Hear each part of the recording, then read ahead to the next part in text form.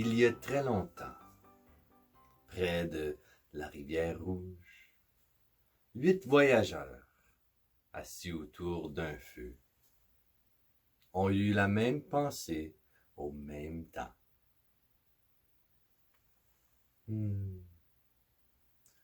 Comme ça serait bien d'être à Montréal.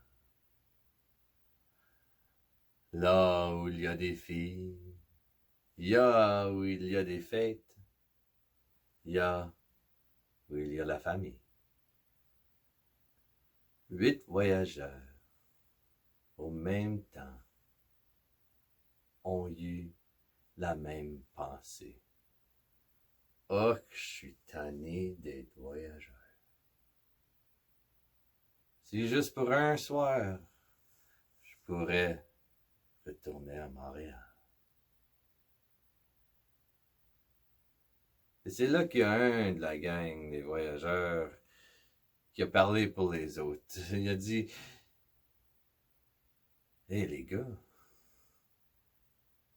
c'est probablement la fête à Rosalie, ma sœur. » C'était Gédéon qui parlait. Ils font probablement la fête, ils vont fêter son mariage, je peux le voir par la grosseur de la lune. C'est probablement à soir que ça se passe, tout ça, sur la belle île de Montréal. Et c'est là que, pouf, sur le feu, en pleine flamme, une petite créature, une créature avec les oreilles pointues et même des petites cornes, une queue tout pointue, une fourche dans la main. Si vous le reconnaissez par description, bien, il faut demander où est-ce que vous avez pris vos connaissances, mais c'est bien ça, c'était le diable. Le diable a parlé. Oh, mes voyageurs, j'ai attendu vos pensées. Je sais ce que vous voulez. Et je peux vous le donner. Je vais vous donner un canot volant qui peut vous apporter jusqu'à Montréal. Et il va si vite qu'avant l'aube, vous seriez de retour. Et le boss ne saurait pas que vous étiez parti. Là, les voyageurs se sont regardés. C'était quand même une pas pire idée.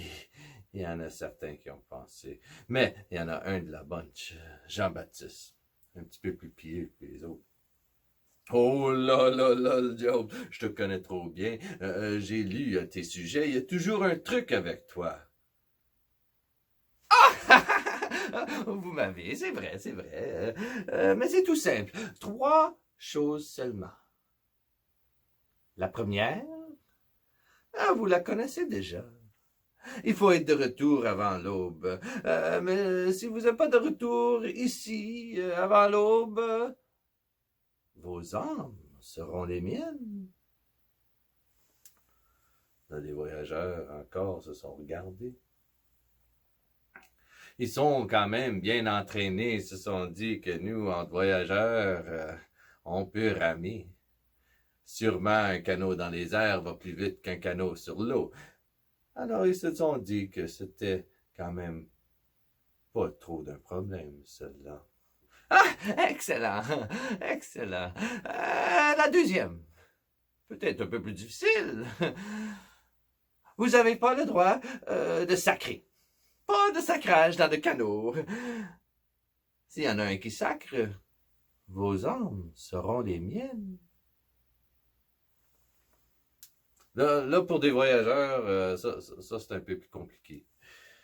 Ils se sont tous regardés, plutôt à Gédéon, vraiment, là, ils savaient tous que s'il y en a un qui était pour sacrer, c'était pour être Gédéon. Mais Gédéon a dit, il va garder l'œil fermé. Puis des voyageurs, ben, ils ont été d'accord d'être polis pour une pleine soirée. Ah, et la troisième, c'est la plus facile. La troisième, c'est les églises, les pions d'église, la croix, plus spécifiquement. Si vous accrochez la croix de l'église, ça fera un trou dans votre canot, et vos âmes seront les miennes. Non. Les voyageurs savaient bien qu'il y avait juste deux églises en semaine, à Notre-Dame à Montréal puis à Sault-Sainte-Marie. Et c'est là que 8 voyageurs ont eu la même pensée au même temps. Pouf! Le diable a disparu. Le canot s'est mis à flotter. Allons-y, les boys, embarquez avant qu'il part sans nous.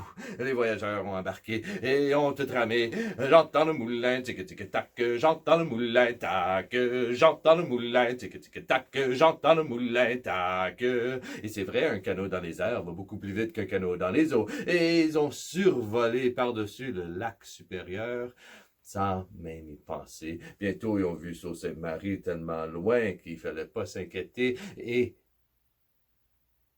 une belle île, pas loin, pas trop loin d'où est-ce que Rosalie vit. Ils ont débarqué. Oui, à la cabane, il y avait de la lumière. Ils ont vu que c'était la fête. Ils ont remonté la rive, ils se sont rendus chez Rosalie, ils ont cogné. « Hey les boys, qu'est-ce que vous faites ici? Oh, inquiétez-vous pas de ça. Je pensais que vous étiez à l'ouest. Non, non, c'est pas un problème, on a la soirée à nous.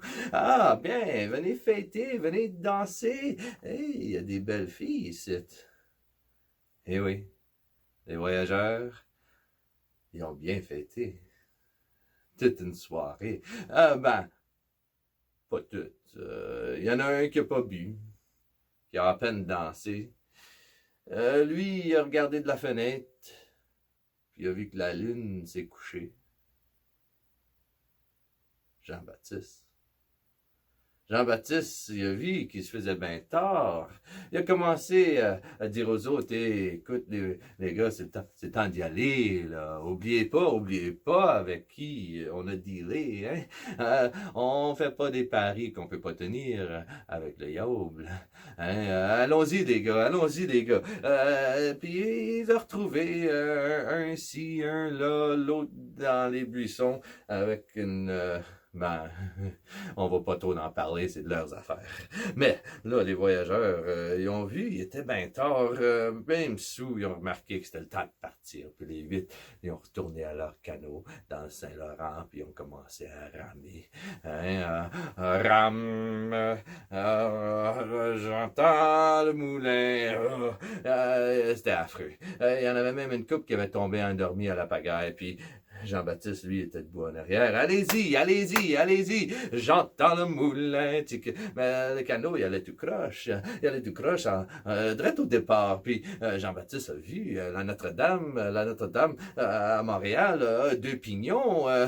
Ils ont manqué le premier, mais ils ont accroché. La croix. La croix du 2e pignon, ils l'ont accroché. Ça fait un trou dans le canot. Ils prenaient de l'air. Tabarnak!